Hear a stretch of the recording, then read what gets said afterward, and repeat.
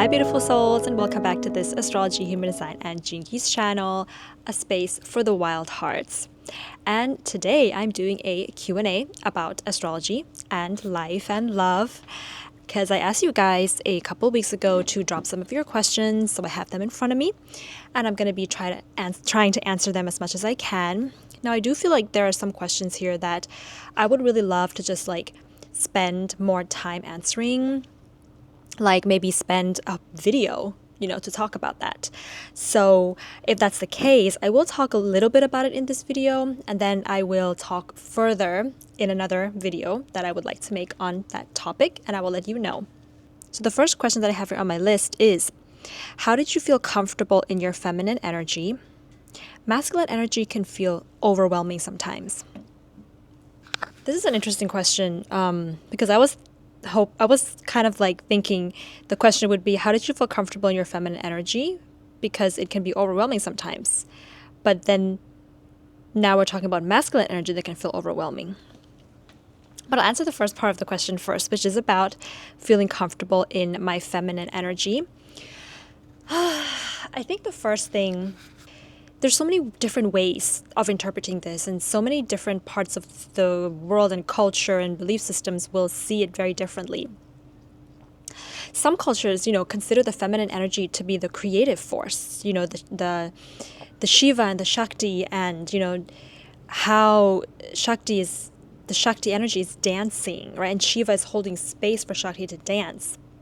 But in some beliefs, like in the gene keys, for example, or in astrology or human design, the feminine is considered to be the receptive, while the masculine is the more productive and creative. So there's so many ways that we can actually look at this. But if I'm talking from personal experience, I feel that the feminine energy has a lot to do with slowing down. And I think both the masculine and feminine energy can create and can be productive, but they do it differently. The feminine energy creates and produces, but from a place of flow. And the feminine is more aligned with cycles, especially the moon cycles or the cycles of my menstrual cycle. While the masculine energy is productive and is creative, but more from a place of structure. So I think that both of these are really important. And I feel like to be comfortable with the feminine is to slow down. That is the one most important thing. And in order to slow down, we really have to allow our life to, step out of the hustle of work and the world of employment, because that is what's taking up a lot of our time.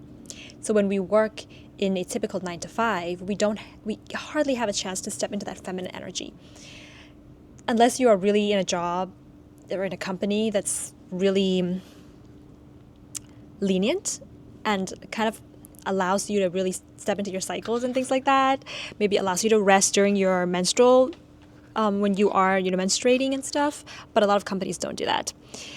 And so that would be the first step to feeling comfortable in the feminine energy. And once you have kind of nailed that, once you have kind of feel comfortable with just maybe doing nothing in your day, maybe there's a day for you where you are just reading a book, or maybe you are just in your garden where there's no agenda, right? Because the masculine is the structure. That's at least how I've experienced it, is the structure. So if there's no structure in your day or week or month, that would be a really good place to begin practicing being comfortable in that. And it does something very different to your body. It relaxes your body. The feminine energy makes us feel nurtured and comfortable in a body that is not on overdrive or not on adrenal function. So it's that grounded, calmer energy. So I hope that answers your question. The next question is an astrological question. And the question is, what happens when activating Venus in the 3rd house, Cancer, with a stellium of 4 soft planets, including Sun? Okay, so I actually replied to that and I said, what's in the stellium? As in, what planets do we mean here that's also in this stellium? But I think I'm going to assume that it's a stellium of planets in Cancer.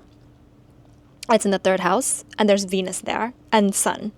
So there's Venus, Sun in Cancer with other planets in the third house. So what I am sensing into with this particular stellium, I think I'm going to change the position that I'm sitting in because the sun is really hot today. Okay, so I'm just sensing into this energy right now. And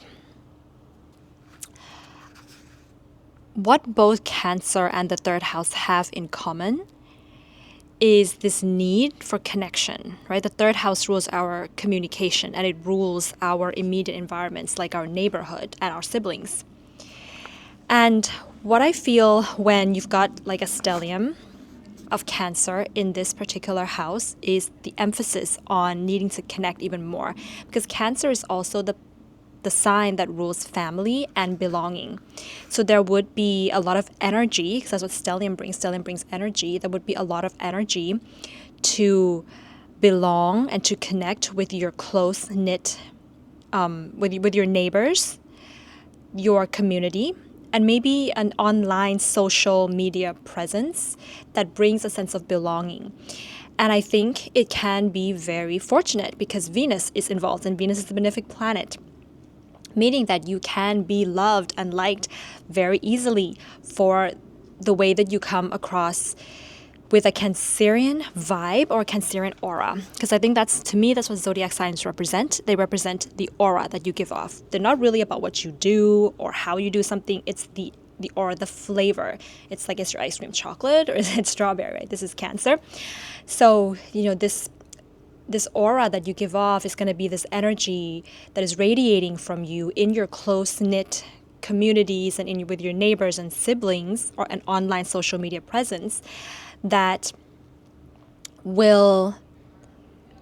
What I've noticed with Cancer energy in people is a presence that can be easy to be around, but can also be hard to be around at the same time. So there's, I would say, an inconsistent energy that usually radiates from Cancerian people. So there is, when they're in the mood, when their cycles, moon cycles, menstrual cycles is aligned, when their feminine energy is feeling good in a sense, then there can be more openness, easier to approach.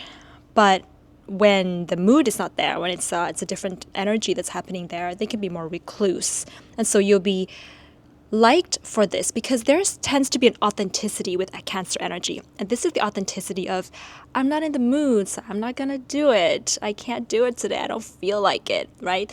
There's an authenticity about that. And that can be easy to be around for some people. Some people may not like it, some people may like it, but with Venus there, it can make it so that people view it as something sweet, something authentic. So I hope that kind of made sense with that question. So the next question is another question about a stellium. It is, what does it mean to have a huge and very close stellium in composite? Oh, this is for the composite chart. Composite Sagittarius. Sun, Venus, Mercury, Jupiter, Neptune, Lilith, Chiron, Juno. Okay, so basically I asked also a question in return. The question that I asked was which house the stellium is in, because in the composite chart, what matters a lot is the houses and the aspects more than the sign. So, and I also don't see here which planets are closest to conjunct. So I'm gonna, because I don't know, is it like Venus and Sun that's conjunct? Is it like Venus and Jupiter? But I think what I really like with this one, okay, so the thing you have to understand about composite charts is that, and birth charts in general, is that the Sun and Venus will never be too far apart. So it's very common to have them conjunct. And so the Sun and Mercury and Venus, Sun and Mercury conjunct in a composite chart is very common. They don't drift too far apart from each other. So what that tends to bring, if it is conjunct, is just an ease of everyday life and just enjoying the little things in life together. Now, Jupiter and Neptune coming into here as well. I'm not going to talk about Lilith, Chiron, and Juno because I haven't really experimented or explored these asteroids very much in a composite chart because there are other things that's way more important than asteroids in a composite chart. This is from a practical astrology standpoint. So here, when Jupiter is coming into this conjunction, it's bringing a certain amount of joy and feeling prosperous, especially with Venus and Jupiter and Sun and Jupiter. There is a friendliness. This is great for friendships. There's a lot of affection. There's a lot of agreement about how we're going to spend money and our day-to-day life. So there's just a lot of agreeableness here. But Neptune is also coming in, and you know my take on Neptune. Neptune is like a fog. It can be like a mist, and we may not know what's actually there. So I feel like this stellium brings a lot of really great feeling, but only over the course of time will you be able to discern which of those feelings are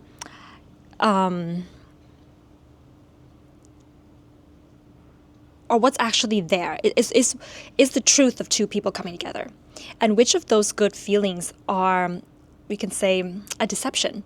So a way that you may be projecting something, wanting to be seen a certain way, behaving in a way that's not really yourself, especially during the infatuation stage of the relationship. So time will tell, but there will always be that element of friendship there. But the romantic part is going to be a little bit confused because Neptune brings a confusion into the romance too. And Neptune is romance, and Neptune brings confusion, and Venus and Mercury and the Sun. So not only is there a confusion with what's really, is that really romantic for me, or am I just doing it because I want you to like me? Mercury, am I saying the truth about who I am, the Sun, or am I saying something that I think will make you like me?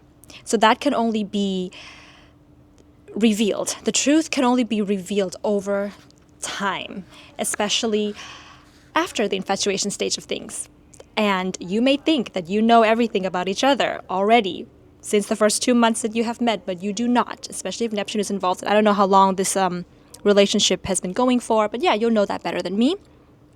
But whatever it is that's there, with Chiron being involved, I think it will heal both of you. All right. And the healing process, the thing about Chiron is that the healing process isn't always pleasing. It can hurt when you're healing. It can, it's like you have to take medicine. The medicine to heal you, right? Medicine doesn't always taste great, but it's going to heal you. Or when you have to like rip off the Band-Aid on your leg when you have a wound there, it's not going to feel great, but it's going to heal you because your wounds need air in order to heal, something like that. So that's kind of what I'm sensing with this one. And the fact that it is in Sagittarius, like I said, I don't really see the signs as being as important as the aspects and the houses. But I think the fact that it is in Sagittarius as well, these elements that it's bringing is going to bump up the idealism factor because Sagittarius is a sign of the ideals. There's going to be a lot more hope and a lot more optimism. But it's gonna make it, I think it's gonna bring an element of humor there too. So the way, you can take it in any way. So, humor can be great in a relationship because it can allow us to forgive easier when we have that bigger perspective coming in, right? But sometimes we can use humor to mask something that's deep down, and that's kind of the Sagittarius energy is. You could have it both ways. You can be the wise one, see the bigger picture of things, and it makes it easier to forgive, or you can escape and mask what's actually there. So that's how I would, take that question. I hope that answers the question. Okay, so the next question is, have you ever had a broken heart? Did it heal? Yes, I have had many broken hearts. And I think it slowly heals. But, healing is always a process, and it's always a journey that I have to do throughout my entire life. And this is one of those questions that I want to make a longer video to talk about because I think it'll be a really fun story time video. But yes, I've had my first ever heartbreak was when I was 17. And that damaged my health. And I think that heartbreak sort of imprinted a lack of trust in relationships for me, for all of the other relationships that I've had after that. And it's sort of like a self-fulfilling prophecy, because after that relationship, I've had one other relationship that just broke my heart again.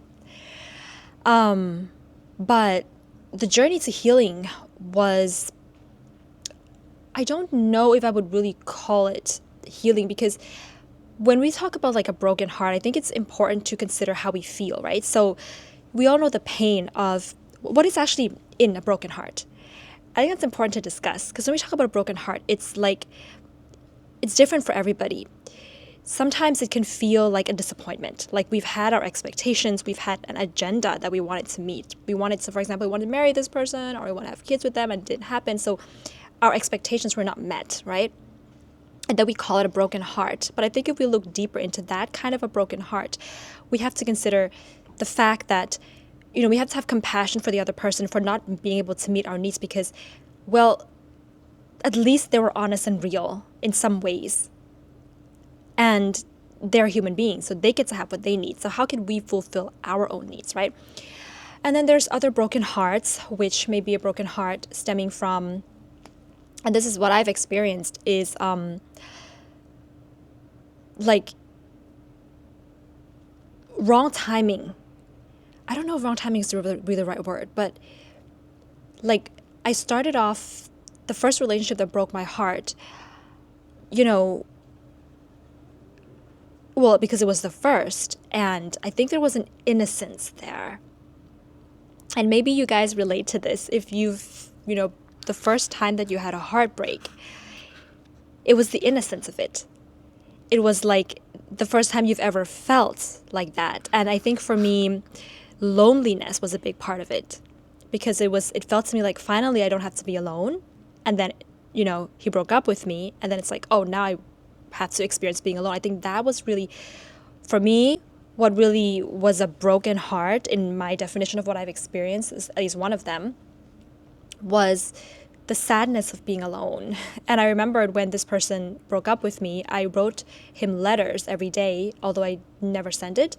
But I wrote these letters because I missed them so much. So it's like, losing something that was once there, missing them, the yearning for them.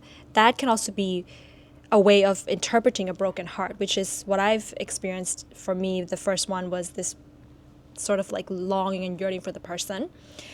And so, when you have this longing and yearning for the person, and I feel like it continued for so many years after that. It wasn't just over, even though I wrote these letters.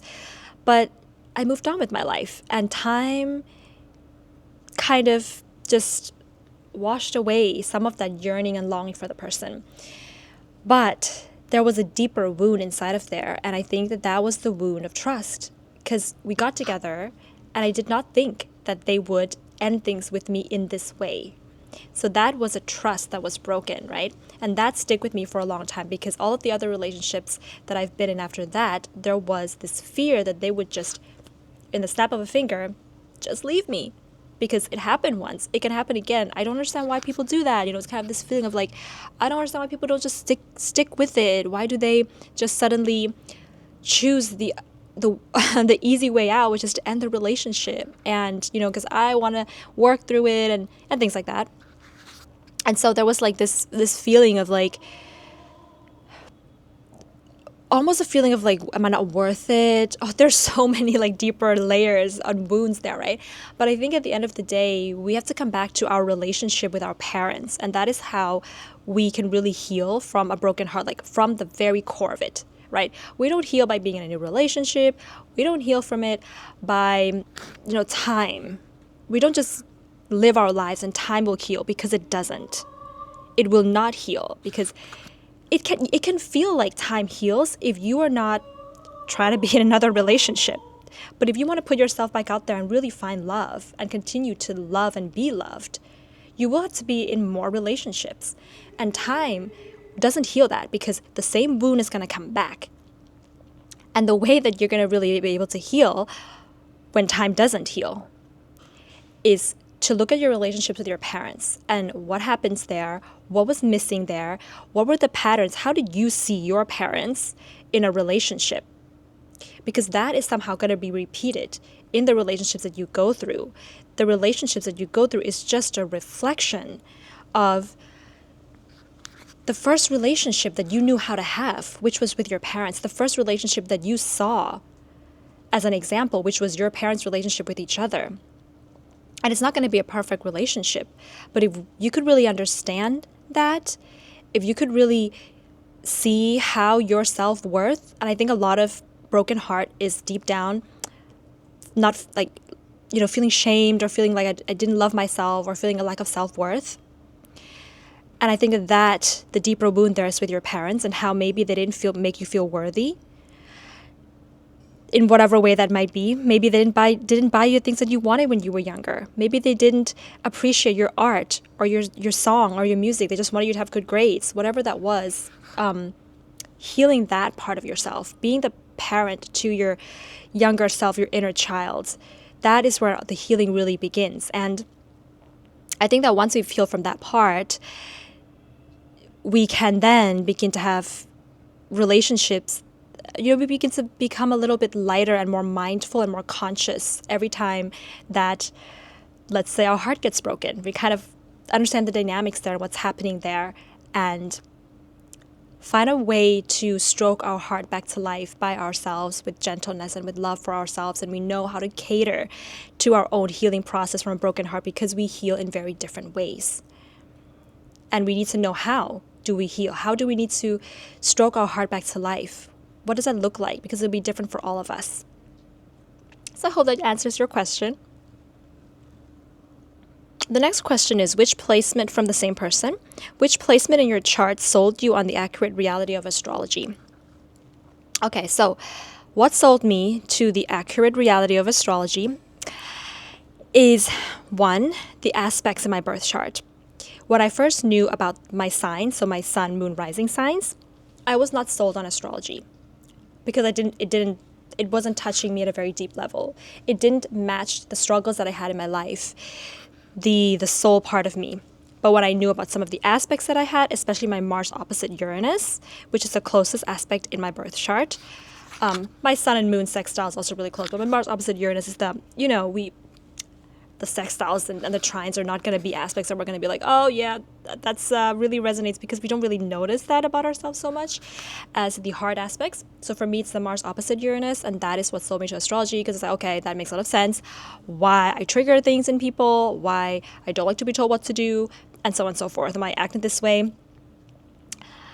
So that was the first thing. But what really sold me to the point where I told myself I'm going to really do astrology full time was the synastry and the composite chart. That was something that hit me much harder than the natal chart, because at that time in my life I was in a relationship that was very abusive and I couldn't see what was in front of me. I could only see it when the astrology, the synastry, and the composite made it clear. Like it was like a language, like a book that I read that told me about the relationship that I was in, and then I could really understand it with clarity. Because sometimes when you're in a relationship and you're in love and you've been in it for so long, there's so much stuff that's happened, it feels like a fog in your mind, right? But astrology helps to illustrate that. And if you could have a really good astrologer like Jewel Mayberry, she's amazing with synastry and composite charts, look up the aspects that she talks about when it comes to synastry and composite charts and see what of those you have in your relationship and trust her on it. Trust her. Trust the stars. They may tell you things in your relationship that you don't want to hear, but no relationship is perfect. And there are always things that you have to work through in a relationship. And there can be red flags, even though you may think, there is no red flag. But Neptune is everywhere in the chart, just like in my relationship that I used to have as well. And astrology cleared that for me. And I'm very grateful of synastry and composite charts and the way that astrology can tell relationships, because it really helped me to get out of a relationship that was abusive, that I couldn't see, or get out of a relationship that was, not right for me, that I couldn't really understand why it wasn't right. Astrology just illustrates all of those things, and then I could move on and have more better and fulfilling relationships rather than waste my time, energy, money, and invest in a relationship that was just draining my energy, right? So I hope that answers your question. And this question is North Node conjunct Mars in Synastry chart. All right, that's perfect.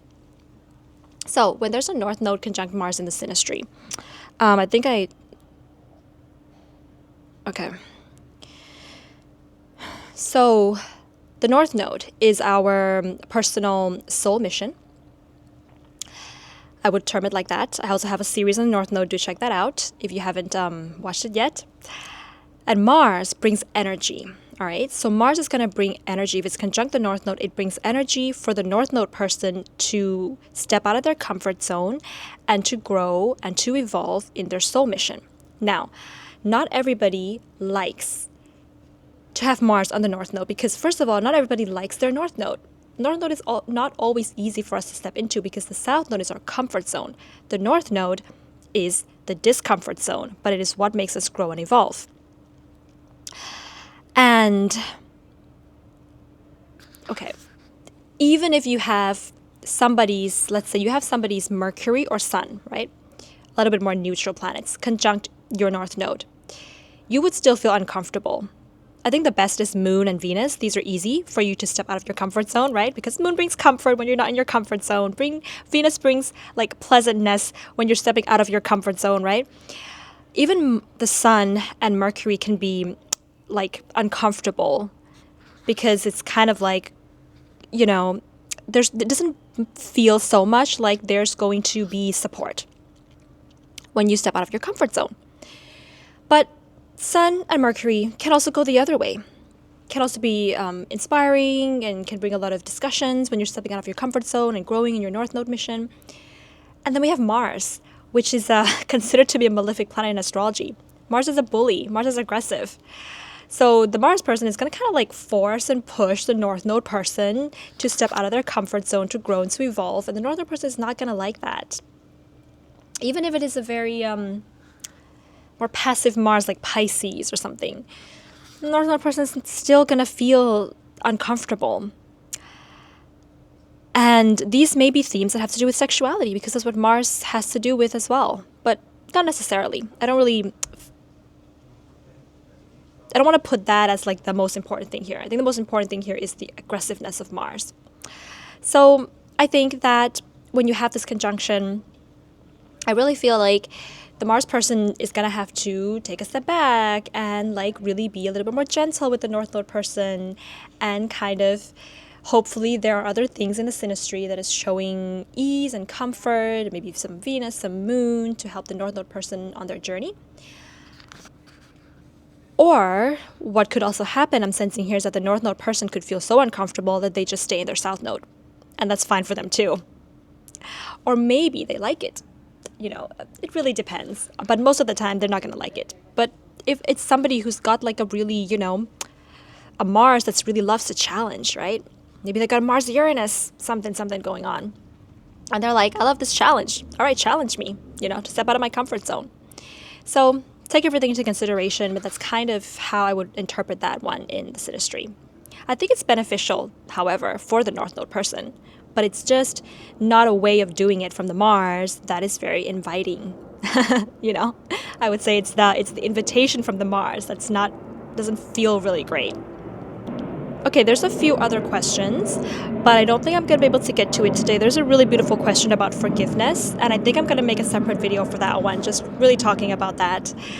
But yeah, that's going to be it today, beautiful souls. If you have something else that you want to ask, please drop them in the comments below, and I will take them for the next Q&A that I do. There's also a few other questions that I will take with me to the next Q&A as well, if I didn't get to it today. So all right, well, I hope you guys are having a beautiful summer or winter, depending on where you are in the world. Sending you lots of love today. Bye.